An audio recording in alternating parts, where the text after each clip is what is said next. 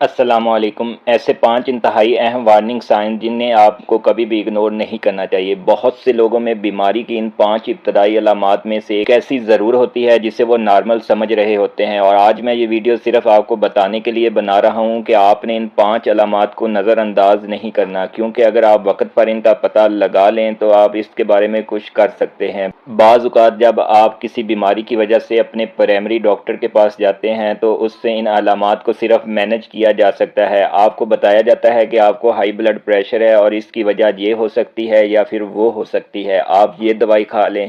High cholesterol ہے تو آپ یہ دوائی لے لیں، آرتھرائٹس ہے تو آپ اس کے لیے یہ لینی ہے۔ لیکن میرا ہمیشہ سے interest under line root cause رہا ہے کہ اس کی جڑ کیا ہے، تاکہ کسی مریض کو یا مجھے کبھی خود یہ مسئلہ ہو جائے تو مجھے پھر زندگی بھر اس کی دوائی نہ کھانی پڑے۔ تو اب نمبر 1 سے شروع کرتے ہیں، کرونک فائٹنگ۔ آپ ہمیشہ خود کو تھکا ہوا محسوس کرتے ہیں، ہر وقت تھکاوٹ رہتی ہے، اور یہ تھکاوٹ کئی چیزوں کی وجہ سے ہو سکتی ہے۔ اگر آپ کو انیمیا ہے تو یہ لو B12 یا آئرن کی وجہ سے ہو سکتا ہے۔ اگر مجھ سے پوچھتے ہیں لوگ کہ کہیں ہمیں وٹامن کی کمی تو نہیں ہو رہی، یا کوئی وٹامن بتا دیں جس سے تھکاوٹ ختم ہو جائے، تو اس ویڈیو کے ذریعے میں آپ کو یہ بتانا چاہتا ہوں کہ کسی بھی سمٹم ٹریٹ کرنے کے لیے وٹامن تب تک کام نہیں کرتے جب تک آپ اپنی ڈائٹ درست نہ کر لیں۔ کیونکہ دیکھیں، اگر آپ خوراک سے ہی سارا نیوٹریشن لے پائیں تو شاید پھر آپ کو کوئی وٹامن لینے کی ضرورت ہی نہ پڑے۔ بہت سے لوگوں کا پروٹین انٹیک ہی پورا نہیں ہوتا، اور ایسا میں نے دیکھا ہے کہ صرف ناشتے میں ہی پروٹین ایڈ کرنے سے یہ مسئلہ حل ہو گیا۔ پھر اس کی ایک اور وجہ وٹامن B1 کی کمی۔ اگر آپ میں وٹامن B1 کی کمی ہے تو آپ بہت زیادہ ذہنی دباؤ کا شکار ہیں۔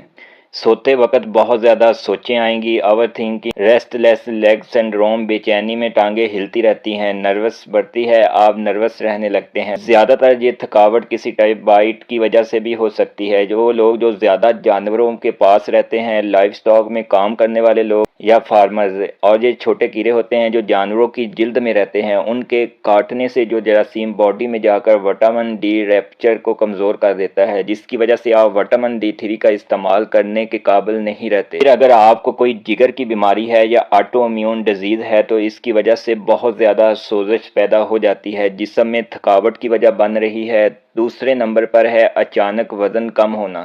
اس کی بھی مختلف وجوہات ہو سکتی ہیں۔ یہ ہائپر تھائرائڈزم ہو سکتا ہے، تھائرائڈ گلینڈ کا فنکشن بہت تیزی سے ہو جاتا ہے اور یہ وزن میں کمی کی وجہ بنتا ہے۔ اسی طرح ٹائپ 1 ڈائبٹیز یہ وزن میں کمی کی وجہ بنتا ہے۔ ایڈرینل گلینڈ کی ایک بیماری جسے ایڈیشن ڈیزیز کہتے ہیں، ایڈرینل کام کرنا چھوڑ دیتے ہیں۔ پیراسائٹ انفیکشن بھی وزن کم کرنے کی وجہ بن سکتی ہے۔ نمبر 3، پرسسٹنٹ ویکنس، مستقل جسمانی کمزوری یا آئرن کی کمی ہو سکتی ہے۔ آپ انیمک ہو سکتے ہیں یا جسم میں سوڈیم کی کمی بھی ایک وجہ بنتی ہے۔ کم سوڈیم کمزوری کی وجہ بنتا ہے۔ اسی طرح اگر جسم میں میگنیشیم، وٹامن E یا پوٹاشیم کی کمی ہے تب بھی جسمانی کمزوری ہو سکتی ہے۔ نمبر 4، کرونک ڈائریا، لمبے عرصے سے اگر ڈسٹ لگے ہوئے ہیں، پیٹ خراب ہے، ڈسٹ رک نہیں رہے، یہ فوڈ پوائزننگ یا آپ کچھ ایسا کھا رہے ہیں جسے باڈی ایکسیپٹ نہیں کر رہی۔ یہ کم زنک کی وجہ سے بھی ہو سکتا ہے۔ جسم میں زنک کی کمی کی ایک علامت ڈائریا بھی ہے۔ میری انڈرسٹینڈنگ میں کرونک ڈائریا کی ایک اہم اور عام وجہ دوائیوں کے سائیڈ افیکٹ بھی ہیں، اور آپ کو اس پر بھی غور کرنا چاہیے۔ یا بہت سے لوگوں میں اریٹیبل باؤل سنڈروم یعنی IBS ہوتا ہے، اور یہ مزید خراب ہوتا جاتا ہے اگر آپ روزانہ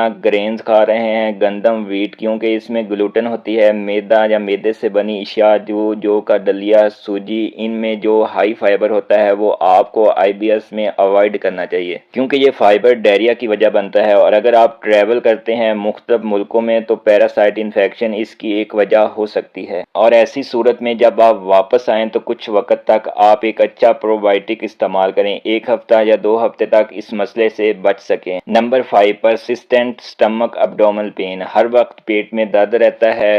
ہول فوڈ کھانے اور جنک فوڈ کھانے سے بچنے کا کہوں گا، صرف اسی سے 95% تک امپرومنٹ ہو سکتی ہے۔ ہول فوڈز مطلب پھل، سبزیاں، گوشت، دال، چاول، انڈا، گھر میں بنا ہوا کھانا کھائیں، باہر کا نہ کھائیں۔ اگر یہ صحیح نہیں ہو رہا تو اس کی دیگر وجوہات ہو سکتی ہیں۔ پتے کی یا گردے کی پتھری ہو سکتی ہے، لیکن اس کا تب تک پتہ نہیں چلتا جب تک اس کا الٹرا ساؤنڈ یا کوئی ٹیسٹ نہ کروا لیں۔ ایک اور کنڈیشن جسے SIBO کہتے ہیں، SIBO، جس سے بڑی آنت میں بیماری پیدا کرنے والے بڑے جراثیم بڑھ جاتے ہیں، یا پھر اپینڈس بھی ہو سکتا ہے۔ پیراسائٹ انفیکشن ہو سکتی ہے، یا معدے کا السر کینسر بھی ہو سکتا ہے، یا گال بلیڈر سلگ جس سے میں بوائل گارا ہونا شروع ہو جاتا ہے نالیوں میں، اور کبھی کبھار بیک فلو شروع ہو جاتا ہے، پیچھے کی طرف جانے لگتا ہے اور پینکریاز میں سوزش کی وجہ بنتا ہے۔ اس میں ٹوٹکا ریکمینڈ کرتا ہوں جو بوائل کو پتلا کر دے گا اور یہ مسئلہ حل ہو جائے گا۔ بہت ریئر چانس ہوتے ہیں یہ کینسر ہو سکتا ہے۔ ان علامات کو آپ نظر انداز نہ کریں، اور یہ کبھی ہو سکتا ہے کہ جب آپ اپنے ڈاکٹر کو یہ علامات بتائیں تو وہ کہے کہ صرف آپ کے دماغ میں ہے، نظر انداز کر دیں، تو آپ دوسرے ڈاکٹر کے پاس جا کر ڈبل چیک اپ ضرور کروا لیں۔ اس طرح جب آپ کو کوئی دوائی لکھ کر دی جاتی ہے یا علاج شروع کیا جاتا ہے تو یہ سوال آپ کر سکتے ہیں کہ یہ واقعہ ہی بیماری کی انڈر لائن روٹ کاز کو صحیح کرے گا یا پھر صرف اس بیماری کے سمٹم کو دبائے گا،